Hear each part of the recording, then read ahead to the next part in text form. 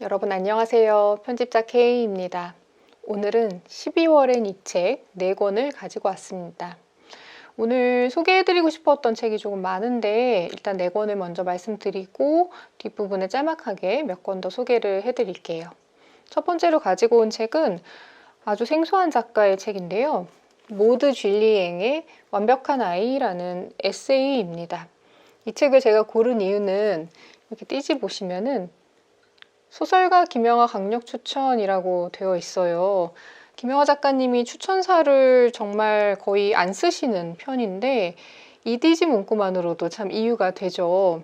이 책은 비하인드 스토리를 좀 말씀을 드리는 게 좋을 것 같아요. 이 완벽한 아이가 출간이 된 복복서가라는 출판사는 김영하 작가님의 아내분이 운영을 하는 출판사입니다. 그래서 아내분인 이 복복서가 대표님, 장은수 대표님께서 어느 날 이 책을 우연히 발견하시고 와, 이 책 너무 좋은 책이고 한국에 꼭 소개를 해야겠다라고 생각을 하신 거죠. 그럴 때 가장 가까이에 있는 문학적 동지이자 친구인 김영하 작가님께 아마 보여드리셨던 것 같고, 김영하 작가님도 너무 좋은 책이다, 여러 가지 면에서 매료가 되신 것 같아요. 그래서 추천사까지 실으셔서 이제 함께 힘을 합쳐서 거의 출간을 하신 책의 느낌이 납니다. 그리고 또 한 가지 소식 겸 전해드리고 싶은 얘기는 김영하 작가님이 최근에 인스타그램 시작하신 거 알고 계시죠? 뭐 집에서 해 드시는 요리나 마당에 있는 고양이들 사진도 올리시고 뭐 책 사진도 올리시고 하고 계시는데, 이 책 출간을 시작으로 김영하 북클럽이라는 거를 해보겠다라고 올리셨더라고요.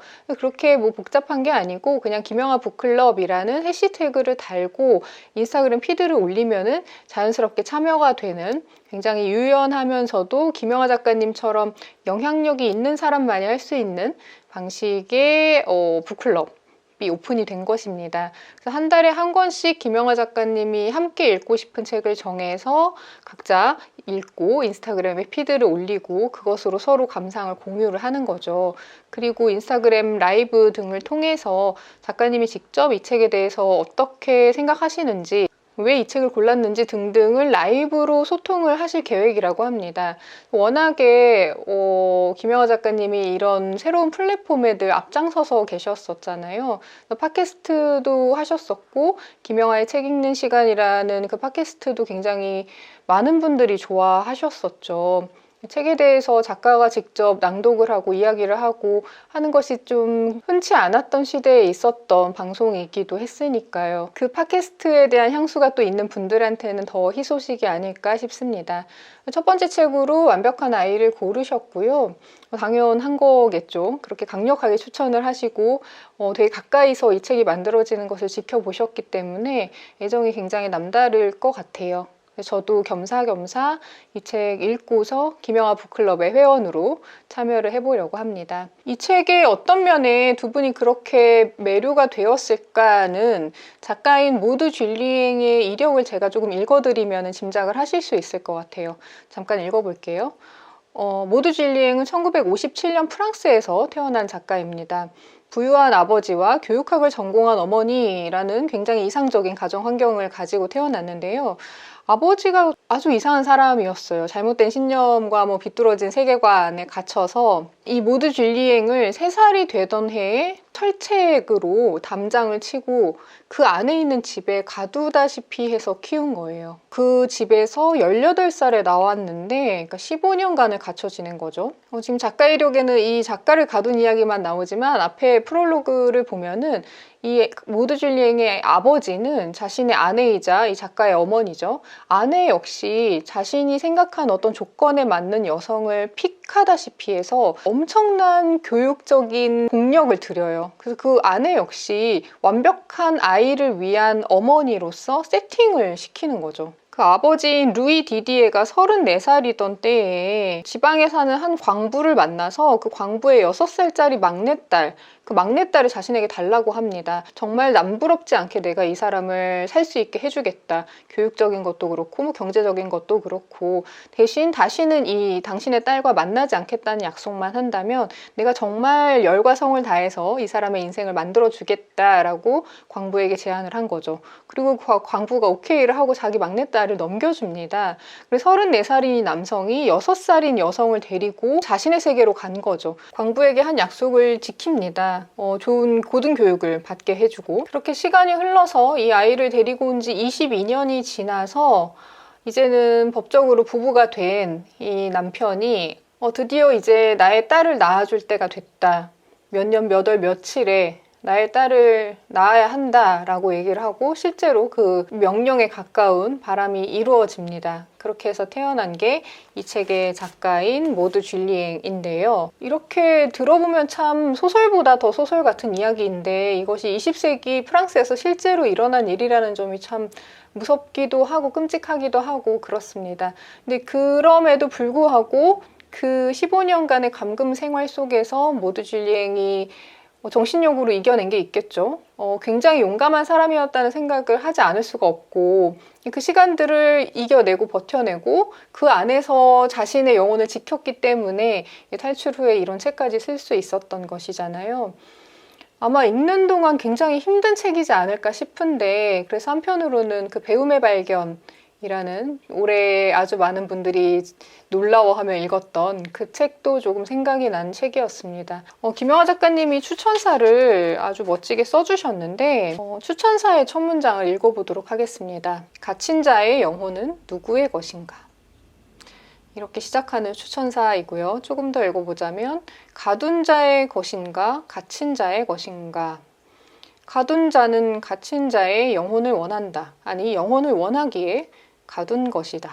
그 아버지가 어떠한 외부적 오염으로부터도 너를 지키겠다. 그렇게 해서 완벽한 아이로 만들 것이다. 라고 결심한 그대로 교육자로 세팅이 된 어머니 밑에서 교육받으면서 크지만 그 어머니 역시 당연히 온전한 정신 상태를 가지긴 어려웠을 것 같아요. 그 이상한 아버지와 그 이상한 아버지에게 아마도 영혼이 많은 부분 빼앗겼을 어머니 밑에서 자란 딸의 어떤 이상한 성장담이자 굉장히 감동적인 이야기인 것으로 추측이 되는 완벽한 아이입니다.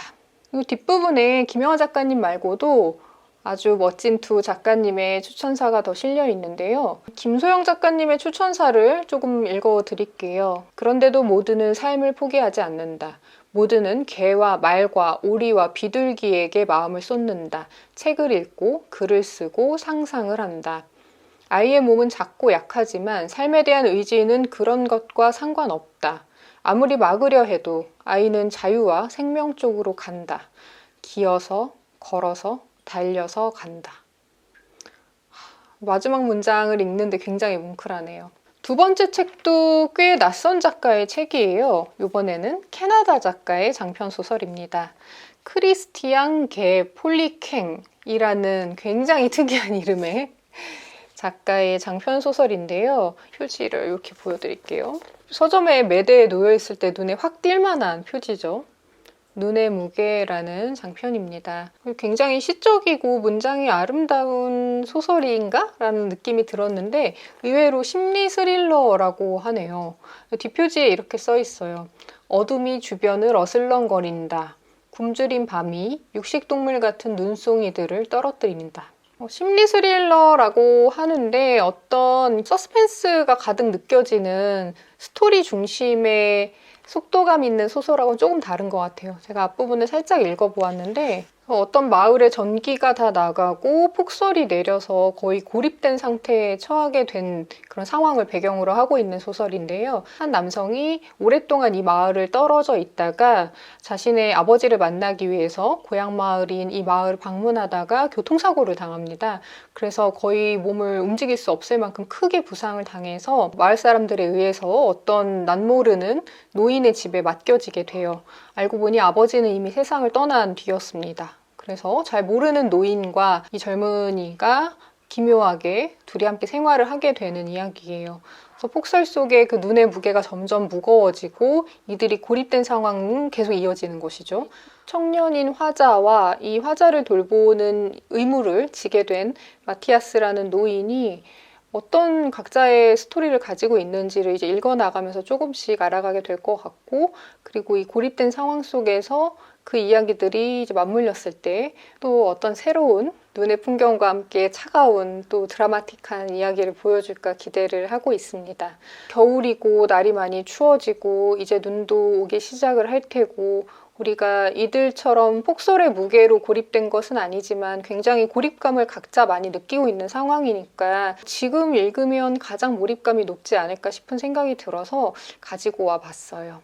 첫 문장은 소설 제목답게 이렇습니다. 창밖은 빈틈없는 설경이다. 눈이 풍경을 장악하고 산을 으스러뜨린다. 그리고 저는 올해 여행을 못 가서 그런지 이렇게 어떤 이국의 창밖 풍경만 봐도 좀 좋더라고요. 그래서 그런지 저는 조금 앞에 아무 생각 없이 좀 읽게 됐었어요. 세 번째 책도 소설인데요. 세 번째 책은 꽤 두꺼워요. 세계 여성 작가 페미니즘 SF 걸작선으로 묶인 선집입니다. 이렇게 두꺼운 책이에요. 야자나무 도적입니다. 28개의 중단편이 실려있는 멋진 책이고요. 띠지를 벗겨볼까요? 표지도 포스가 남다르죠? 이 책이 아작 출판사에서 나왔는데 그 아작 출판사에서 2016년인가에 혁명하는 여자들이라는 이름의 SF 여성 페미니즘 단편집을 낸 적이 있었어요. 그래서 몰랐는데 그게 이 책의 일부를 번역했던 책이었더라고요. 그래서 이제 개정 증보판인 완역본으로 이번에 새롭게 출간을 한 책이었습니다. 그 외에 월간 책이라는 잡지 아시나요? 그 월간 책이라는 잡지에 그 겨울 서점 운영하시는 겨울님이 인터뷰를 하는 꼭지가 있어요. 제가 이번에 그 자리에 초대를 받아서 인터뷰를 하고 왔는데 그때 이제 겨울님이랑 저랑 그 담당자인 현희진 에디터님이랑 셋이서 그 앞뒤로 좀 이런저런 스몰 토크를 나눴었어요. 근데 두 분이 이 책이 너무 좋다고 입을 모아서 막 말씀을 하시더라고요. 그래서 뭐지? 너무 궁금하다 하면서 저도 그날 바로 구매를 해서 읽기 시작을 했습니다. 그때 한 인터뷰가 실린 잡지는 이제 나온 것 같은데 관심 있으신 분들은 월간 책 12월호 참고해 주시고요. 다시 책 이야기로 돌아오자면 슐러르긴이나 옥타비아 버틀러처럼 익숙한 이름들도 있고 전혀 모르는 완전히 낯선 작가들의 이름도 많이 발견을 할 수 있는 책입니다. 정말이지 SF 문학과 여성 서사에 대한 이슈는 요 몇 년간 계속되고 있고 또 한동안 지속될 것 같아요. 지금이 아닌 언젠가, 여기가 아닌 어딘가를 꿈꾸는 이야기들이 SF의 어떤 기조가 될 텐데 그런 꿈을 꾸는 사람 중에 여성이 많다는 건 그렇게 놀라운 일은 아닌 것 같아요. 그런데 많은 분야에서 그렇듯이 SF 문학 역시 전 세계적으로 여성 작가들에게 그렇게 우호적인 것만은 아니었습니다. 휴고상이라든가 네뷸러상처럼 권위 있는 SF 문학상도 최근에야 여성 작가들이 수상을 하기 시작을 했습니다. 그만큼 우리가 기대하는 것, 우리가 생각했던 것보다 속도는 느리지만 분명한 변화가 이어지고 있고 그것을 또 가능하게 하고 더 빠르게 추동시키는 것은 읽는 사람들, 읽는 사람들의 반응, 또 쓰는 사람들끼리의 격려와 연대 이런 것들이 다 같이 맞물렸을 때 가능한 거겠죠. 어떤 장이 움직이고 넓어지고 다양해질 때 더 많은 이야기들이 나와서 우리가 그것을 누리려면 그것에 대한 피드백을 적극적으로 하고 또 많이 읽고 하는 게 필요하겠죠. 그래서 야자나무 도적도 함께 읽으면 좋겠다 싶어서 가지고 왔습니다.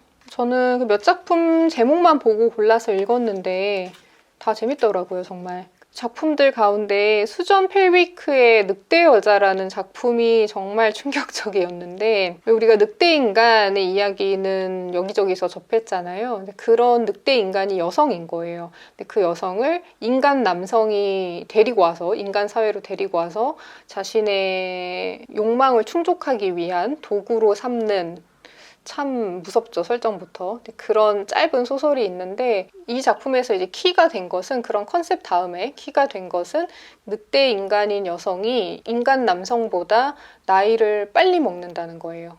왜 우리도 그런 얘기 하잖아요. 저희 집도 이제 고양이가 있으니까 우리 집 고양이가 지금 사람 나이로는 몇 살이다 이런 것을 환산을 하는데 저희 집 고양이들은 지금 9살인데 사람 나이로 치면 50대인 거예요, 이미. 그러니까 제 나이를 앞서서 살고 있는 거죠. 그런 식으로 이 늑대 인간인 여성이 굉장히 어리고 젊을 때 데리고 왔는데 이 남성의 나이를 추월하는 그 시기부터 아마 문제가 됐겠죠.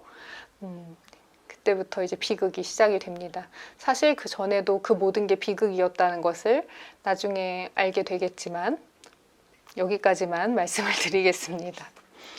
그리고 마지막 작품은 소준철 작가의 가난의 문법이라는 책입니다. 잘 보이실지 모르겠지만 한 노인으로 추정이 되는 한 사람이 어떤 폐지를 쌓아놓은 리어카를 끌고 가고 있습니다. 이 소준철 작가님은 도시 연구자예요. 그래서 사회학을 공부하신 분이고 도시의 통치술과 하층민의 생계 사이의 관계를 연구하는 분입니다. 이 사회에 가난에 관심이 많은 저자분이 쓴 책인데요. 지금 우리 현대사회에서 가난의 비중을 이야기할 때 노인 비중이 굉장히 높습니다. 그것은 아마 많이들 짐작이 가실 거예요. 노인이 가난한 이유 많죠. 일단은 사회보장제도가 이렇게 탄탄하게 정립이 되기 이전에 우리가 워낙 이제 빠르게 변했으니까 그런 제도 이전에 태어난 사람들이 아직까지 살아있고 전문직 종사자가 아닌 경우가 많고 그리고 자녀에 대한 양육 의무나 책임감이 굉장히 높았던 세대잖아요. 그래서 자녀들에게 다 퍼주고 이제 자신에게 남은 것이 없는 경우도 굉장히 많고 노인이 되어서 그렇게 가진 게 없을 때 당연히 필요한 것은 노동할 수 있는 기회인데 우리 사회에는 그런 기회가 굉장히 적고 그러면서 지원도 역시 적은 여러 가지 의미로 다층적인 의미로 복잡하게 이 노인 가난의 문제가 점점 심화가 되고 있습니다. 특히 거기서 한 발 더 나아가서 그런 노인들 가운데 여성 노인의 문제는 여기서 한층 더 복잡해지죠. 왜냐하면 남성 노인에 비해서 직업을 가지고 사회활동을 한 기간이 아주 짧거나 없고 교육을 받은 기간 역시 상대적으로 훨씬 짧을 것이고 그리고 주 의무가 남편에 대한 내조, 아이들의 양육이었기 때문에 실제로 나의 어떤 전문성을 가지고 무언가를 했던 경험이 굉장히 적은 세대인 거예요. 그렇기 때문에 남성 노인들에 비해서 문제가 더 심화될 수밖에 없는데 이런 복잡한 과정 속에서 만들어진 폐지를 줍는 여성 노인 계층에 대한 분석과 윤영자라는 이름의 1945년생 여성 노인을 가상의 인물로 설정을 해서 그 인물의 하루를 좀 따라가는 형식으로 꾸려져 있습니다. 각 장마다 앞부분에는 이 윤영자라는 가상의 여성 노인의 삶이 보여지고 그 다음에는 이 도시연구자로서의 저자가 그 삶에 대한 분석을 하고 이런 식으로 14개의 장이 이루어져서 그냥 연구서보다 훨씬 더 생생하게 다가올 수밖에 없죠. 이런 것과 관련된 텍스트를 읽어본 적이 없는 저 같은 사람에게는 진입장벽이 상대적으로 낮은 책인 것 같아요. 첫 문장을 읽어볼까요? 프롤로그의 첫 문장은 한국 사회에서 가난의 모습은 늘 변해왔다. 이어서 조금 더 읽어보자면 전쟁이 끝난 후 갈 곳 없는 고아의 모습에서 텔레비전 드라마에 나온 달동네의 모습과 IMF 이후 노숙인의 모습을 거쳐서 리어카를 끄는 사람들, 특히 노인들의 모습으로 가난의 모습은 늘 바뀔 것이다. 다음에 올 가난이 어떤 모습인지 그 누구도 알지 못한다. 이렇게 시작이 됩니다. 이렇게 제가 12월에 골라온 4권의 책 말씀을 드렸고요. 그리고 또 짧게라도 말씀을 드리고 싶은 책이 몇 권이 있어서 짧게 소개해 보겠습니다. 시집을 제가 소개해 드릴 일이 참 없는데 오랜만에 이 시집은 참 많은 분들이 각자의 방식으로 조금 더 편하게 즐길 수 있지 않을까라는 생각이 드는 시집이 있어서 가지고 왔습니다. 안태훈 시인의 2번째 시집 산책하는 사람에게입니다. 뒷표지에 이런 글이 있어요. 산책하면서 나는 내 기쁨의 얼굴을 하고 있었다. 나는 내 슬픔의 얼굴을 하고 있었다. 산책하면서 나는 내 꿈의 얼굴을 하고 있었다. 나는 내 상념의 얼굴을 하고 있었다. 산책하면서 나는 내 그리움의 얼굴을 하고 있었다. 멀리서 들여다보고 있었다. 이런 분위기의 식구들을 만날 수 있는 시집입니다. 산책하는 사람에게. 그리고 두 번째로 또 짧게 보여드리고 싶은 책은 김홍중 사회학자이자 문학평론가로도 오래 활동을 하셨던 김홍중 작가님의 은둔기계입니다. 마음의 사회학이라는 책을 제가 당시에 그 책 나왔을 당시에 정말 끼고 다니면서 읽었었거든요. 근데 이 은둔기계는 산문집입니다. 김홍중 작가님의 첫 산문집이고 표지도 멋있고 제목도 멋있죠. 뒷표지에 이렇게 적혀 있어요. 인간은 사회적 동물이 아니라 어떤 경우 연결하고 어떤 경우 연결을 끊는 동물, 은둔할 줄 아는 동물이다.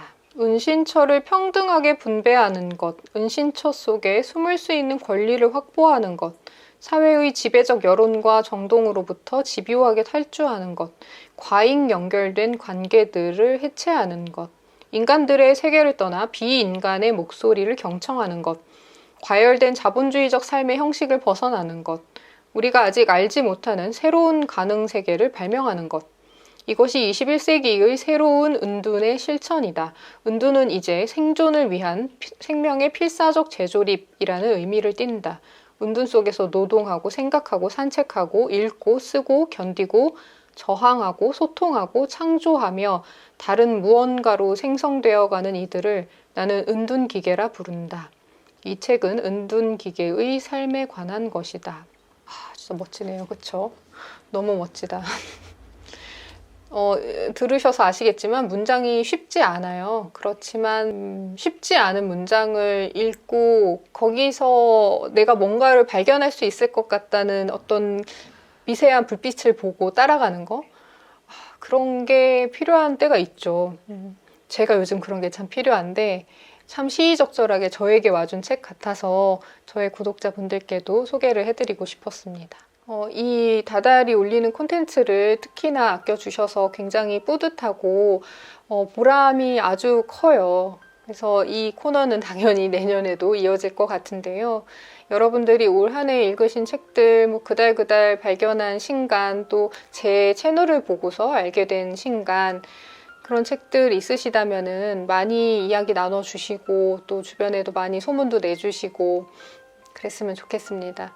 책을 읽는 것이 예전에 비해 예전에는 훨씬 더 고독하고 내밀하고 나만의 공간에서 나만이 하는 그런 일로 여겨졌었는데요. 최근에는 너무나 다양한 플랫폼들이 있고 SNS도 있고 하기 때문에 이 책 이야기를 나누기가 점점 더 편해지고 쉬워지는 것 같아요. 그렇게 해서 내 독서에 관련된 나의 세계가 조금씩 넓어지고 또 어떤 면에선 깊어지고 하는 것들을 적극적으로 누리셨으면 좋겠습니다. 그래서 저도 이런 채널을 이용하는 것이고요. 그러다가 또 그 관계가 또 피로해지고 과하다라고 느껴질 때는 다시 은둔하시어서 나만의 고요를 지키는 날들도 필요하겠죠. 그런 적당한 안배, 그리고 그걸 좀 즐겁게 하려는 마음, 이것을 저도 최근에 많이 생각을 하고 있어요. 그래서 저희 구독자분들께서도 그게 꼭 독서가 아니더라도 생활의 여러 가지 면에서 뭐 일이라든가 관계라든가 여러 가지 면에서 그 균형 감각을 찾아가셨으면 좋겠습니다. 특히 이렇게 힘든 시기가 길어지고 있으니까 우리 모두 너무 정신적으로 피로감이 높잖아요. 그래서 이럴 때 정말 몸과 마음의 건강을 지키는 게 너무 중요한 것 같아요. 12월엔 이 책 이렇게 마무리하도록 하겠습니다. 올 한 해 이달엔 이 책 봐주셔서 감사드리고 저는 그럼 다음 영상에서 다른 책 이야기로 다시 찾아오겠습니다.